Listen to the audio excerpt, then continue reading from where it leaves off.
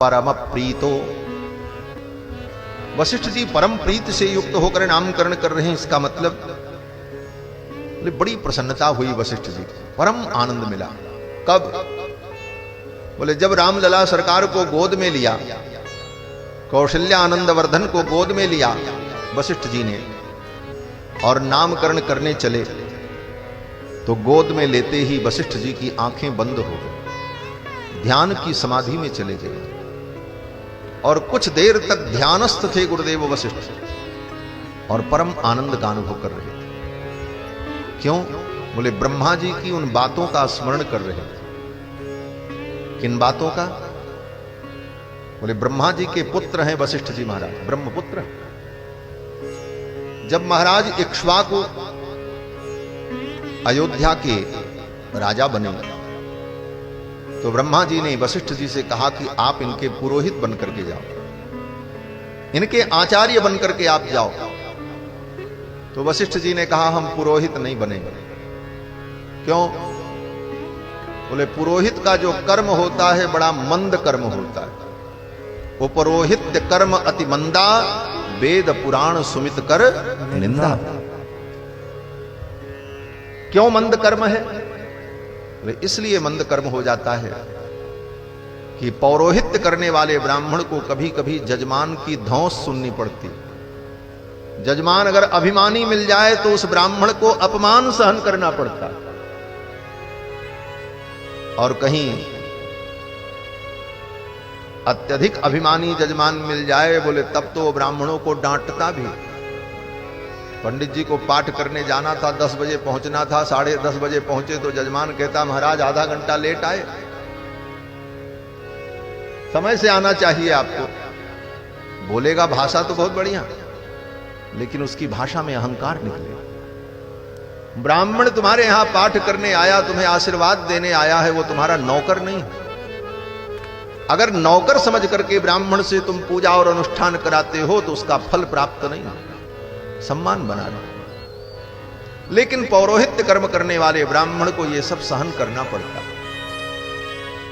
और जो दान ब्राह्मण लेता है, जजमान जो दान देता है ब्राह्मण को, वो देखने में सोना चांदी कपड़ा बर्तन होता है, अन्न होता है, लेकिन यथार्थ में वो क्या होता है? बोले जजमान का पाप होता है। जजमान अपना पाप देकर पाप मुक्त हो जाता है और ब्राह्मण उस पाप प्रतिग्रह को ग्रहण करता है। सोचो, ब्राह्मण दान लेकर तुम्हारे पाप को ग्रहण करके तुम्हें पाप मुक्त करता है, यह कितनी बड़ी उसकी कृपा है। अब उस पाप से वो कैसे बचे? वो ब्राह्मण उस पाप से कैसे बचे जिसने तुम्हारा पाप लिया? बोले तो शास्त्र ने कहा तुम तप करो, इसीलिए ब्राह्मण का जीवन तपोमय होता।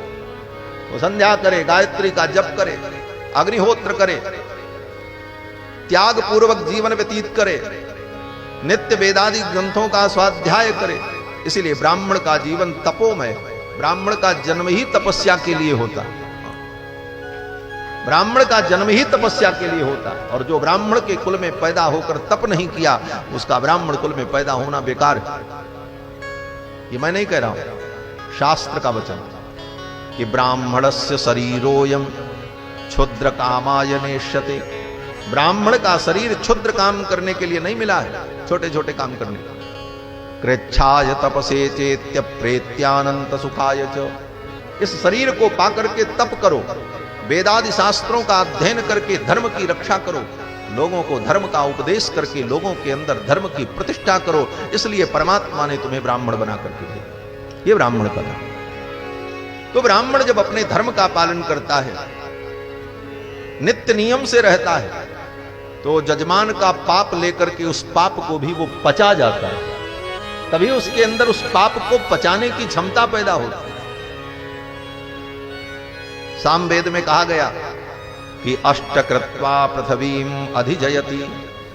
जो ब्राह्मण संध्या वंदन नियम से करता है और गायत्री का जप करता है, वो कैसा भी प्रतिग्रह और दान ले ले, वो सब को पचा जाता है। उसके अंदर वो अग्नि तत्व प्रकट हो जाता है, उसके अंदर वो तेज होता है। तो ब्राह्मण अगर तप न करे तो वो दान ही केवल लेता रहे तो फिर वो पतित हो जाता, उसकी संतानें कर्महीन हो जाती। इसलिए ब्राह्मण को बहुत सावधान रहना चाहिए। वशिष्ठ जी ने कहा, पितामह अगर मैं पुरोहित बन करके जाऊंगा तो ये सब मुझे लेना पड़ेगा, करना ही पड़ेगा, तो कहीं मेरी बुद्धि मलिन न हो जाए। और बुद्धि मलिन हो गई तो भगवान के चरणों की भक्ति नहीं हुई, और भगवान के चरणों की भक्ति नहीं हुई तो मानव जीवन व्यर्थ हो जाएगा। भगवान मुझे कैसे मिलेंगे? तो ब्रह्मा जी हंसने लगे। ब्रह्मा जी ने कहा, एक बात बताओ, अगर तुम इनके पुरोहित बन करके जाओ और तुम्हें भगवान मिल जाए तो? वशिष्ठ जी ने कहा, हम पुरोहित बन करके जाएं और भगवान मिल जाए, ऐसा कैसे होगा? बोले होगा। वे कैसे मिलेंगे? ब्रह्मा जी ने कहा, तुम इनके पुरोहित बन करके जाओ, इन्हीं के कुल में आगे चल करके एक राजा होंगे जिनका नाम होगा श्री दशरथ, और उनके घर में परब्रह्म परमात्मा चार चार रूपों में प्रकट होंगे और तुम्हें घर बैठे भगवान मिल जाएंगे। वशिष्ठ जी ने कहा, ऐसा होगा? बोले हाँ। और भगवान बालक ब्रह्म के प्रकट होंगे, उनका जात कर्म संस्कार, नामकरण संस्कार, यज्ञोपवीत संस्कार, ये सब तुम कराओगे। भगवान बालक बनकर के तुम्हारी गोद में खेलेंगे, तुम्हारे गुरुकुल में पढ़ने जाएंगे, उनकी उंगलियों को पकड़ करके तुम लिखना सिखाओगे, उनको बैठा करके वेद मंत्र रटाओगे, और वो बाल लीला करते हुए तुम्हारी गोद में बैठेंगे, तुम्हारी गोद में खेलेंगे, और कभी कभी खेलते खेलते तुम्हारी दाढ़ी भी पकड़ करके खींचेंगे। बालक तो ऐसे ही करता। वशिष्ठ जी ने कहा, परब्रह्म परमात्मा सच्चिदानंद अखिल कोटि ब्रह्मांड नायक मुझे इतने सुलभ हो जाएंगे? ब्रह्मा जी ने कहा, वो तुम्हारी गोद में खेलेंगे, बाल लीला करेंगे, कभी सूसू भी कर देंगे। हाँ, बालक तो ऐसा भी करता है। वशिष्ठ जी महाराज इन भावनाओं को सोचकर भाव विभोर हो गए, ये सुख मुझे कब मिलेगा? वशिष्ठ जी ने कहा, मैं जाऊंगा, तैयार हो।